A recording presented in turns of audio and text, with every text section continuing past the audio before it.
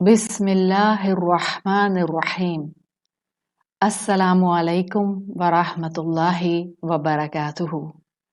خطوات الی الایقاظ، بیداری کی طرف چند قدم لینے کے لیے ایک اور ایپیسوڈ کے ساتھ اس وقت آپ کے ساتھ موجود ہوں۔ آج ہمارا موضوع ہے جس سے ہم بیداری کے چند قدم مزید لینا چاہیں گے، ظاہری خوبصورتی اور ہم۔ ظاہری خوبصورتی کا متلاشی انسان، ایک کہانی سے آج اپنی بات کا آغاز کرنا چاہوں گی۔ بچپن میں ہم کہانیاں پڑھتے تھے اور اکثر کہانیاں کوئی بہت اچھا مورل لیسن، بہت اچھا سبق دینے کے لیے لکھی جاتی تھیں۔ ان کو کہانیاں کہا جاتا تھا، ان کو حکایات کہا جاتا تھا۔ انہی کہانیوں میں سے ایک کہانی آتی ہے، ایک مرتبہ ایک جنگل میں ایک کوا رہتا تھا۔ کوا کس رنگ کا ہوتا ہے؟ جی ہاں، ہم سب جانتے ہیں کہ کوا کالے رنگ کا ہوتا ہے۔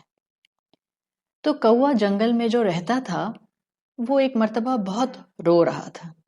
پاس سے کوئی نیک شخص گزرا، اس نے کوے کو روتے ہوئے دیکھا تو اس سے پوچھا کہ تم کیوں رو رہے ہو؟ تو کوے نے جواب دیا تو کوا کہنے لگا کہ بھلا یہ بھی میری کوئی زندگی ہے؟ کالے رنگ کا ہوں، کوئی خوبصورتی نہیں ہے، کوئی مجھے ایز اے پیٹ پرندہ، پالتو پرندہ رکھتا بھی نہیں ہے۔ جہاں بیٹھتا ہوں لوگ اڑا دیتے ہیں، جو بچا کھچا مل جاتا ہے وہ کھا لیتا ہوں، کوئی خاص طور پر مجھے کھانا بنا کر کھلاتا نہیں ہے۔ تو وہ جو نیک شخص تھے انہوں نے کوے سے پوچھا، اچھا خوش نہیں ہو لگتا ہے اپنی زندگی سے، تو تم کیا بننا چاہو گے اگر تم کو زندگی میں موقع دیا جائے؟ کوا بہت خوش ہوا، اس نے تو ایسے ازیوم کر لیا کہ جیسے اس کو اپرچونٹی مل گئی ہے۔ کوے نے فوراً کہا، میں چاہوں گا کہ میں سفید رنگ کا ہنس بن جاؤں، جس میں خوبصورتی ہوتی ہے، ایٹیٹیوڈ ہوتا ہے اور سب اس کو پسند کرتے ہیں۔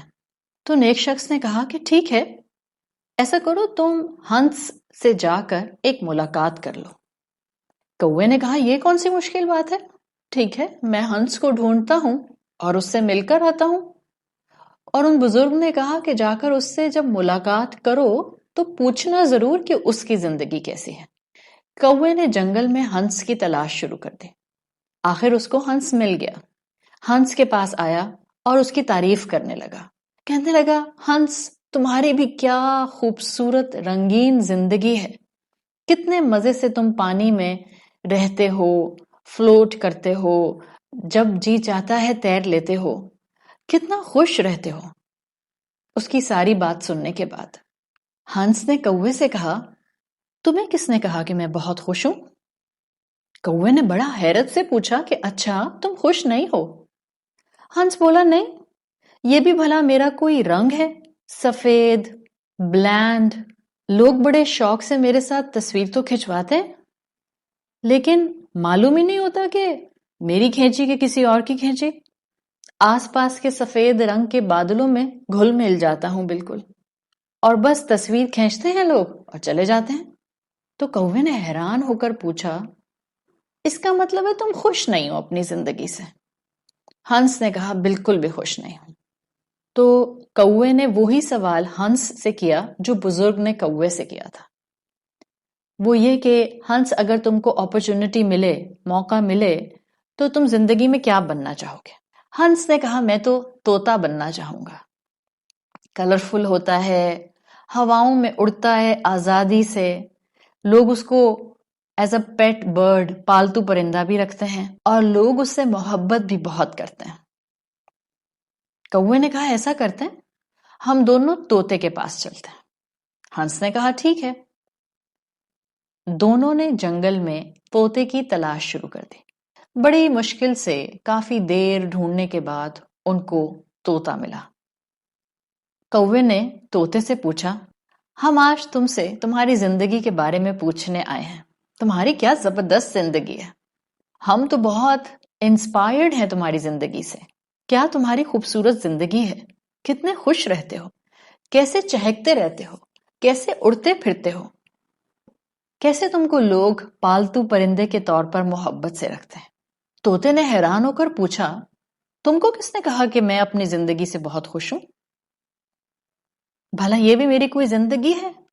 درختوں میں کیموفلاج ہو جاتا ہوں، یعنی طوطا بھی گرین رنگ کا اور پتے بھی ہرے رنگ کے، تو ان میں ایسا گھل مل جاتا ہوں کہ نظر ہی نہیں آتا. ابھی دیکھ لو، تم کو اور ہنس کو مجھے ڈھونڈنے میں کتنی دیر لگ گئی.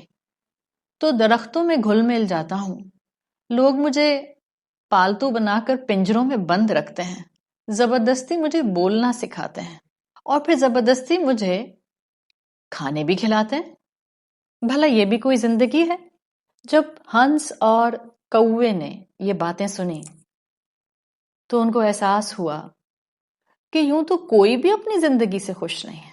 اصل میں یہ کہانی انسانوں پر اپلائی کرنے کے لیے ہے. پرندے ہوں یا جانور ہوں یا انسیکٹس ہوں، کیڑے مکوڑے ہوں، یہ تو اپنی نیچر کے مطابق اپنی اپنی زندگی سے بہت خوش ہیں. اصل میں تو یہ کہانی ہم انسانوں کو بہت کچھ سکھانے کے لیے ہے. ظاہری خوبصورتی پر اکثر ہم شکوے شکایتیں کرتے ہیں، جبکہ ہم سب انسان ہونے کے ناطے اور الحمدللہ مسلمان ہونے کے ناطے یہ بات اچھی طرح جانتے ہیں کہ ہمیں خالق نے تخلیق کیا ہے. سورۃ 3 قرآن کے آخری پارے کی صورتوں میں سے ایک سورۃ التین کی آیت ہے، آیت نمبر 4. اللہ تعالیٰ نے فرمایا، لَقَدْ خَلَقْنَا الْإِنسَانَ فِي أَحْسَنِ تَقْوِيمٍ، یقیناً ہم نے انسان کو بہترین ساخت پر پیدا کیا. سورۃ غافر میں اللہ تعالیٰ فرماتے ہیں، وَصَوَّرَكُمْ فَأَحْسَنَ صُوَرَكُمْ، تو اس نے تمہاری صورتوں کو مولڈ کیا، اور کیا ہی خوبصورت اس نے تمہیں مولڈ کیا. اللہ نے ہمیں تخلیق کیا، اللہ تعالیٰ نے ہماری شکلوں کو شیپ کیا. صورکم، اس رب العزت سے بہترین مصور کون ہوگا؟ کیا خوب بنایا ہے اس نے جو بنایا ہے. سو وی نیڈ ٹو ایکسپٹ جو ہم ہیں، ہمیں اس کو قبول کرنے کی ضرورت ہے. لیکن ہم اپنے آس پاس دیکھیں، ہم اپنے آپ کو دیکھیں، کیسے ہیں ہم؟ نا شکر گزاری کرنے والے، ناراض نا قدرے، قناعت سے محروم، ڈس سیٹسفائیڈ. اکثر و بیشتر انسان آئینے کے سامنے کھڑا ہو کر خوش نہیں ہوتا. اکثر و بیشتر ہمیں اپنے اندر کمی نظر آتی ہے. میری آنکھیں چھوٹی، میری آنکھیں بڑی، میرے بال گھنگریالے، میرے بال سیدھے، میری ناک چھوٹی، میری ناک موٹی، میرے ہونٹ پتلے، میرے ہونٹ موٹے.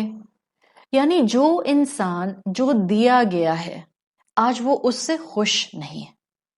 اور جب انسان اپنی ظاہری شکل و صورت پر خوش نہیں ہوتا، اس کا مطلب ہے وہ اللہ تعالیٰ کو، اپنے ماسٹر کو، اپنے خالق کو، اپنے مصور کو اپریشیٹ نہیں کر رہا.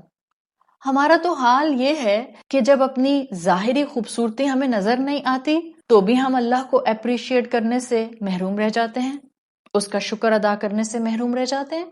اور اگر کوئی ہماری تعریف کر دے، اگر کوئی ہماری ظاہری خوبصورتی کی تعریف کر دے، ہم تو پھر بھی اللہ کا شکر ادا کرنے سے محروم رہ جاتے ہیں. کیسے؟ کسی نے آپ کی بہت تعریف کی، بہت پیاری لگ رہی ہو، بہت کیوٹ لگ رہی ہو، بہت سمارٹ ہینڈسم لگ رہے ہو، ہم کیا کہتے ہیں؟ Thank you. کس بات کا thank you? We should say الحمدللہ. ہمیں کہنا چاہیے اللہ کا شکر ہے. اگر ہم پیارے لگ رہے ہیں تو اس میں ہمارا کیا کمال ہے؟ ہمیں تو اللہ نے تخلیق کیا ہے. سو ضرورت اس بات کی ہے کہ آج ہم اپنے فیک بیوٹی سٹینڈرڈ سے باہر آئیں. دنیا ہمیں انہی چیزوں میں انوالو کر کے رکھے گی اور ہم کبھی بھی شکر گزاری کے راستوں پر نہیں آ سکیں گے. ہم کبھی بھی اپنی ظاہری خوبصورتی کو محسوس نہیں کر سکیں گے. ہم کبھی اپنے چہرے پر، ہم کبھی اپنی جسامت پر، ہم کبھی اپنے ویٹ پر، ہم کبھی اپنے بالوں، آنکھوں کے کلر، ناک، اپنے ہاتھ پیروں پر کانٹینٹ نہیں ہوں گے. آج کی پولائٹ ورلڈ میں جب کوئی آپ کو تحفہ دیتا ہے، so you have to say thank you to that person. آپ کو اس کو تھینک یو بولنا ہوتا ہے. اللہ تعالیٰ نے ہمیں صحت مند جسم دیا، پیارا سا چہرہ دیا، 2 آنکھیں دیں، ناک دی، کان دیے، ہونٹ دیے، ایک خوبصورت جسم دیا، اور ہم خالق کو شکریہ بھی نہیں بول پاتے. سوچئے ذرا، اگر صرف ایک آنکھ چہرے پر ڈس لوکیٹڈ ہوتی، کہ ہماری ایک آنکھ ہونٹوں کے نیچے ہوتی، کیا کر لیتے ہم؟ سب کچھ اس رب نے بہترین پروپورشن میں بنایا ہے، اور ہم ہیں کہ خالق کو شکریہ بھی نہیں کہتے.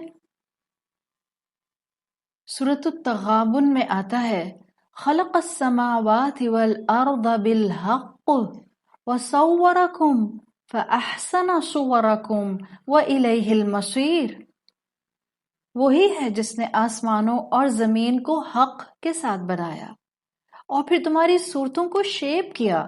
صرف پیدا تم کو بہترین ساخت پر نہیں کیا، بلکہ گریجولی تمہاری ایج کے ساتھ تم کو پروپورشن اور خوبصورتی دی. وَإِلَيْهِ الْمَصِيرُ، اور پلٹنا تم نے اسی کی طرف ہے. سوچیں، ہم میں سے وہ جو اپنے چہروں کو نامکمل اور امپرفیکٹ سمجھتے ہیں، وہ اصل میں رب کے ماسٹر پیس میں عیب نکالتے ہیں، اس کی تخلیق میں نقص نکالتے ہیں. کہ آخر وہ پوچھے گا نہیں روز محشر کہ ایک طرف تو تم سبحان اللہ کہتے تھے، جس کا مطلب ہے اللہ پاک ہے ہر عیب سے، اور دوسری طرف اس کی تخلیق کو تم عیبدار سمجھتے تھے. کیا جواب دیں گے اس وقت ہم اپنے رب کو؟ کیا جواب دیں گے جب الیہ المصیر کی کیٹیگری میں آئیں گے اور اس کے سامنے کھڑے ہوں گے، اور وہ کہے گا اور وہ پوچھے گا کہ تم نے تو میرا اس بات پر بھی شکر ادا نہیں کیا کہ میں نے تم کو آؤٹ ورڈلی کیسی ظاہری خوبصورتی دی تھی. رب کی دی ہوئی ظاہری خوبصورتی پر شکر گزاری کرنے والے ہی انورڈ اندرونی خوبصورتی کو، اخلاق کو سنوارنے والے بنتے ہیں. آج انسان اپنی میجورٹی انرجی فزیکل بیوٹی کو انہینس کرنے پر لگا رہا ہے. اسی لیے آپ دیکھیں دنیا نے ملٹی بلین ڈالر انڈسٹری بنا لی ہے، چاہے وہ میک اپ ریلیٹڈ ہے، چاہے وہ کاسمیٹک سرجری ریلیٹڈ ہے، چاہے وہ ایستھیٹک کلینکس ریلیٹڈ ہے، چاہے وہ کانسٹنٹلی انسان کو بس انہی چیزوں میں انوالو رکھنے کی کسی قسم کی بھی کوئی فیلڈ ہے، ساری انرجیز اس میں لگ رہی ہیں. ایک بات بتاؤں، جو قدرتی خوبصورتی ہوتی ہے اس کا میچ کسی چیز سے نہیں ہو سکتا. انسانی آنکھ کو رب نے وہ صلاحیت دی ہے جو اصل خوبصورتی کو محسوس کر لیتی ہے. ینگ بچوں کے چہروں پر، نوجوانوں کے چہروں پر جو لائٹ، جو نور ہونا چاہیے اور جو نور ایک وقت میں ہوا کرتا تھا، آج وہ مسنگ ہے. اور آپ کو معلوم ہے کیوں مسنگ ہے؟ آپ نے کبھی دیکھا ہے ایک نیو بورن بچے، کس نے ایک نیو بورن بچوں کو میک اپ لگایا ہوتا ہے؟ شاید ہی کوئی ایسا پیرانوائڈ ہو جس نے اپنے نیو بورن بیبی کو میک اپ کیا ہو. ادروائز 99.9% جو نیو بورن بچے ہوتے ہیں، کیوں آپ کو ان میں اتنی اٹریکشن محسوس ہوتی ہے؟ ڈیو ٹو دیئر انوسینس، معصومیت کی وجہ سے. اور معصومیت ان کے چہروں پر کیوں ہوتی ہے؟ اس لیے کہ وہ غلط کام نہیں کرتے. آپ مانیں یا نہ مانیں، انسان کے ایکشنز کا کچھ نہ کچھ ریفلیکشن اس کے چہرے پر ضرور آتا ہے. ہاں، this is not directly related to this thing, لیکن یہ حقیقت ہے کہ نیو بورن بچوں کے چہرے کی معصومیت ان کو اٹریکٹیو بناتی ہے. اور اس کی ریزن کیا ہے کہ وہ غلط کام نہیں کرتے، وہ معصیت میں نہیں جاتے، وہ رب کی نافرمانی نہیں کرتے. So you are attracted to purity by nature. جب بھی آپ کو اور مجھے نیو بورن بچے اتنا اٹریکٹ کرتے ہیں، اور یہ بھی حقیقت ہے کہ گناہ ہماری معصومیت لے جاتے ہیں. جیسے فزیکل ورلڈ کا اندھیرا لائٹ کے چلے جانے سے ہوتا ہے، ایسے اسپرچل ورلڈ کا اندھیرا ایمان کی دوری سے ہوتا ہے، رب کی ناشکری سے ہوتا ہے، معصیت گناہ میں انوالو ہونے سے ہوتا ہے. ہماری بھی نانی دادیاں تھیں نا جو نورانی چہروں والی تھیں، وہ خوش رہا کرتی تھیں، کانٹینٹ رہا کرتی تھیں، ان میں قناعت تھی. بتائیے کتنوں کی نانی دادی نے فیشل اپلفٹ ٹریٹمنٹس کروائے ہوئے تھے، وائٹننگ فیشل کروائے ہوئے تھے، ہائیڈرا فیشل کروائے ہوئے تھے، لیزر تھراپی کروائی ہوئی تھی. کتنی نانی اور دادیوں نے؟ none of them، کسی نے بھی نہیں. their therapy, their treatment was their سچائی. ان کی خوبصورتی ان کی سچائی تھی، ان کی شکر گزاری تھی، ان کا ایمان تھا، ان کی عبادات تھیں، ان کی محبتیں تھیں دوسرے انسانوں کے لیے، ان کی دل کی پاکیزگی تھی، ان کی زبانوں کی نرمی تھی.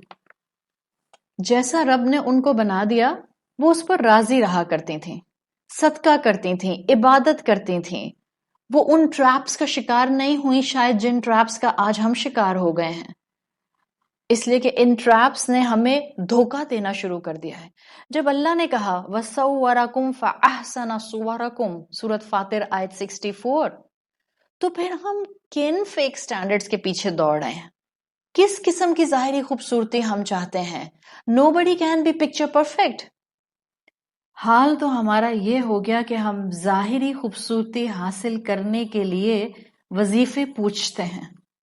میں آپ کو بتاؤں ظاہری خوبصورتی حاصل کرنے کا وظیفہ، رب کی فرما برداری اڈاپٹ کر لیں اور ان کاموں سے دور ہو جائیں جن کاموں میں کسی نہ کسی فارم اور کسی نہ کسی پرسنٹیج میں اللہ کی نافرمانی ہوتی ہے.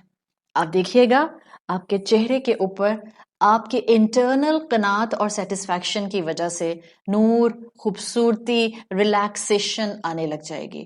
Because your face is actually telling the reality of your inner world. آپ کے اندر کی کیفیت، آپ کے باطن کی کیفیت ہی آپ کے ظاہر پر نظر آتی ہے. خوبصورتی اگر سفید رنگ میں ہوتی تو کفن کو دیکھ کر خوف نہیں آتا، اور بدصورتی اگر کالے رنگ میں ہوتی تو کعبہ کو دیکھ کر سکون نہ ملتا. تو کمپلیکشن کی فکر میں نہ رہا کریں کہ میں بیوٹی کریمز لگا لگا کر اپنا کمپلیکشن فیئر کر لوں. تو اس کوے کی کہانی سے ہمیں بہت کچھ بتایا جا رہا ہے. قرآن کی آیات ہمیں کئی مقامات پر یہ بات بتاتی ہیں ہمارا خالق اللہ ہے. آپ کو اللہ نے جیسا بھی بنایا ہے، مت فیک سٹینڈرڈز کی طرف دوڑیں. جو اللہ نے آپ کو دیا ہے وہ آپ کے لیے بیسٹ پاسبل فارم میں آپ کو عطا کیا گیا ہے. آپ کی آنکھیں، آپ کی ناک، آپ کے بال، آپ کی رنگت، آپ کا اللہ تعالیٰ نے جو جسم آپ کو دیا ہے اٹس پرفیکٹ فار یو. صحت کے اینگل سے اس کا خیال رکھیے، اچھا کھائیے، ہیلدی کھائیے، روزے رکھیے، اللہ کی فرما برداری اڈاپٹ کیجئے اور قناعت اپنے اندر لے کر آئیے، کنٹینٹمنٹ اپنے اندر لے کر آئیں. جتنا انسان اندر سے اپنے اندر ٹھہراؤ لاتا جاتا ہے اتنا اس کے چہرے سے بے چینیاں دور ہوتی جاتی ہیں. آج ہمارے اندر کے ہیجان، ہمارے اندر کے طوفان ہمارے چہروں کو پریشان رکھتے ہیں، اور پھر ہم میک اپ سے، کبھی بیوٹی کریمز سے، کبھی بوٹاکس سے، کبھی کسی نہ کسی اور آرٹیفیشل فارمیٹ سے اپنی ان بے چینیوں کو ڈھانپنے کی کوشش کرتے ہیں. یقین رکھیے اور جان لیجئے کہ آپ کے لباس، آپ کے چہرے اور آپ کی زینت اور آرائش کو کوئی یاد نہیں رکھتا. آپ کے اس دنیا سے جانے کے بعد جو چیز یاد رکھی جاتی ہے وہ آپ کی انورڈ بیوٹی ہے، وہ آپ کا باطن ہے، وہ آپ کا اخلاق ہے، وہ آپ کا پرخلوص ہونا ہے. یہی چیز بندے یاد رکھتے ہیں اور یہی چیز اللہ رب العزت کے ہاں کاؤنٹ کی جاتی ہے.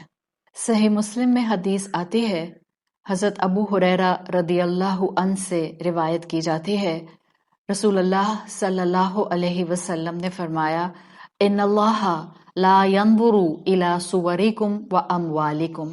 یقیناً اللہ تمہاری صورتوں کی طرف اور تمہاری ویلتھ کی طرف، تمہاری دولت کی طرف نہیں دیکھتا، وَلَكِنْ يَنْظُرُ إِلَىٰ قُلُوبِكُمْ وَأَعْمَالِكُمْ، اور وہ تو بلکہ تمہارے دل اور تمہارے اعمال کی طرف دیکھتا ہے۔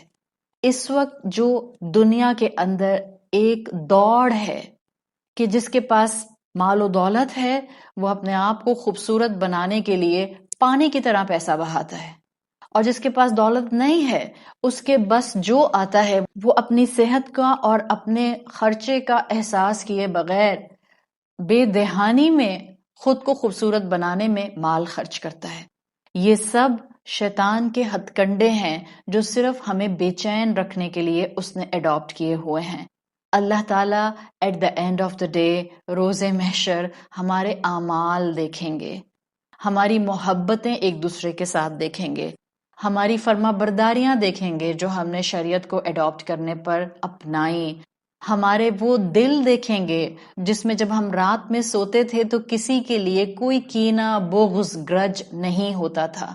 اللہ سے دعا کیجئے کہ اللہ ہمارے دلوں کو خوبصورت بنا دے، اللہ ہمارے اعمال کو خوبصورت بنا دے، اور اللہ تعالی ہمیں اس بیداری کی طرف لے کر آئے کہ ہم اپنی زندگی میں اپنا وقت، اپنا پیسہ اور اپنی انرجیز اس طرف ویسٹ نہیں کریں جس طرف لگانے سے ہم اپنی زندگی کے اصل مقصد سے دور ہو جائیں گے۔ آج سے start owning your face, start owning your features, اپنے فیچرز کو، اپنے خد و خال کو، اپنے چہرے کو اون کیجئے، ایکسیپٹ کیجئے، اللہ تعالیٰ کا شکر ادا کیجئے کہ اس نے آپ کو ایک مکمل انسان بنایا ہے، اور ناشکری سے اور بے جا مال خرچ کرنے سے اور فیک بیوٹی سٹینڈرڈز اڈاپٹ کرنے سے اپنے آپ کو دور رکھیے۔ لوگوں کے لیے جینوئن پرخلوص ہو جائیے، بے غرض خدمت کیجئے، بے حال لوگوں کی مدد کیجئے، گھر کے بزرگوں کا احترام کیجئے، چھوٹوں کے ساتھ شفقت کا معاملہ رکھیے، اور جو رب نے عطا کیا ہے اس پر راضی رہیے۔ اللہ تعالی ہمیں ان خطوات الی الایقاظ کے ساتھ اپنی اطاعت اور اپنی فرما برداری کی طرف لے کر آئے۔